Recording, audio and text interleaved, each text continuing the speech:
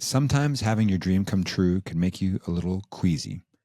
This is the next installment in our throwback series where we share blog posts from over 10 years ago when we were getting ready and just starting to live on a sailboat and we didn't know how things were going to work out. Welcome to the What Could Go Right podcast. We are your hosts, Erik, Orton. And I'm Emily Orton. And here we talk about personal growth and sailing. In 2014, we moved aboard a fixer-upper sailboat and bootstrapped a year sailing with our 5 kids, and it changed our lives forever. We tell the whole story in our memoir, our book, 7 at Sea. On this podcast, we want to help you go from fear to freedom, one adventure at a time. All right, so this is the next installment in our throwback series, and it's a podcast. Why do I keep saying that? It's a blog post that Emily wrote, so we're going to hear from her today, and I'll just let her go from here. And I think it's important to look back. We all often talk about the importance of journaling or writing down things, but memories are funny because every time we take out a memory, we can change it a little bit and then we put it back. It's a little bit different. But when you write it down in the moment, however you perceive the experience gets captured fresh. And so fresh, I don't know if is the right term for this blog post. Gross. But this one is called Does Your Dream Make You Puke? And I posted it February 11th in 2014. So about this time of year. Erik says, I am the first mate. I say I am the only mate. And by way of introduction, my debut post on Fezywig explains how I got into this salty situation sailing seas 7 to a vessel. It wasn't just Erik's charisma and good looks, though those two gifts enhance his persuasiveness. All right. I used to have my own blog and I had posted it there first. And then I guess Erik said I could post on his blog. So thanks. I acquiesced. Fancy word for letting you get your way. So 3 days ago, we stuffed our duffles and caught a jet stream to our new floating abode. Change is fast, but transition is slow, and things rarely go as we expect. This unlikely dream journey is already 6 years old. Erik wanted to sail, so when a friendly visitor at church offered to captain a day sail on his own little sailboat, Erik jumped. What did he care? Ladies were the target audience. He puked 4 times that day, and it was not the ham sandwich that I made for him. And he still couldn't wait to get back out there. Temporarily taking on a second part-time job, he signed 4 of us up for bi-weekly afternoon sailing lessons in New York Harbor, one of the busiest waterways on the Hudson. The excitement of sailing by the Statue of Liberty was lost on 3 nauseous sailors. 2 of them planted their warm faces on the cool deck of the J-24 and begged to end the lesson early. As it turns out, I'm not prone to seasickness. Phew. We kept coming back. The queasies subsided, and we passed our certification exam. We celebrated by sailing as a family, including our 3 youngest children who had never been aboard. We rented a sailboat on Tom's River, just the 7 of us. Imagine the romantic setting as we launch into the cool blue waters. Only one child clenched in an endless death scream as we join the jet skis, motorboats, and sailing vessels already skimming along. What a jolly sight. A 6-month-old in a sun-bleached life vest and a bumbo seat, nursing undeterred by mother's equally buoyant life vest. What is 10 inches of foam between mother and child? Unfazed they are by the screaming 3-year-old trying to dig a bomb shelter with his face in his mother's armpit. The fearless 6-year-old clings to the deck as if she is perched on a slender oak branch 40 feet in the air, repeating the soothing mantra, I want to go home, I want to go home, I want to go home. See how the friendly sailors wave and laugh as the family's boat keels 2 inches starboard and the entire family shrieks in unison, racing to the other side of the boat, only to make it wobble to port. And hear our cheery skipper's unfailing bark as he growls us all to order. After an hour, the death scream subsides, but tossing pebbles from the riverbank is unanimously voted the favorite part of the day. We temporarily reconsider this dream.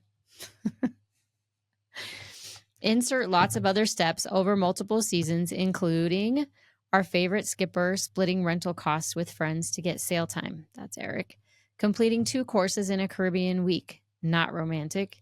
joining a sailing school so we could finally sail as a family for 2 years of weekly water, 3 days of chartered family puking in Florida, test sailing a catamaran with friends, romantic after Erik's fierce mucus infection finally dried up. Pursuing the dream has been both an arduous and delightful adventure already.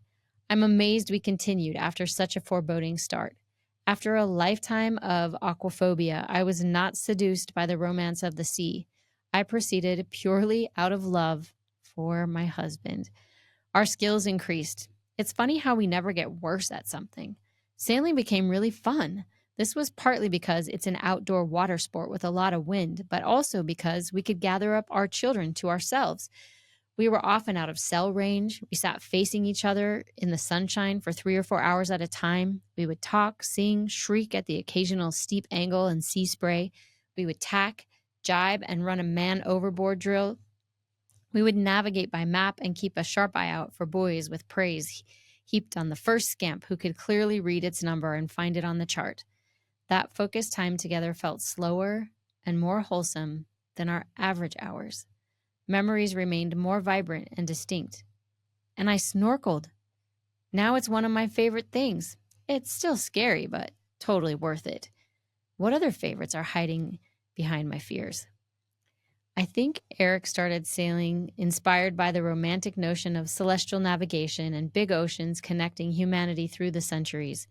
Then one day he said, I think the 7 of us on a boat would be enough universe to keep me engaged for the rest of my life.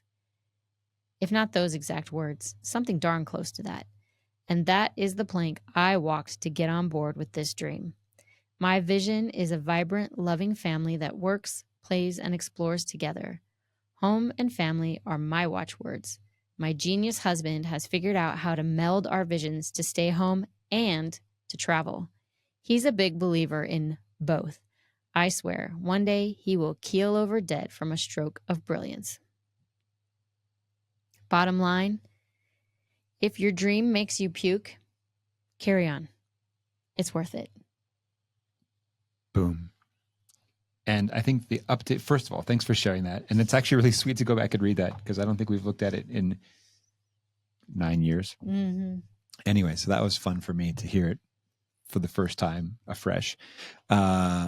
And also our daughter made a joke because we now say this around our house, if do your dreams make you puke? And our daughter Jane is expecting her first child and our second grandchild. And she puked at our house last night. Yeah. And she's okay with it because her dream is to be a mom and her dream is coming true. And her dream does make her puke, but she's going to just keep going because it's worth it. It's worth it. What could go right? Hey there, before we sign off, I'll just give you the sailing update. I'll keep it short and sweet.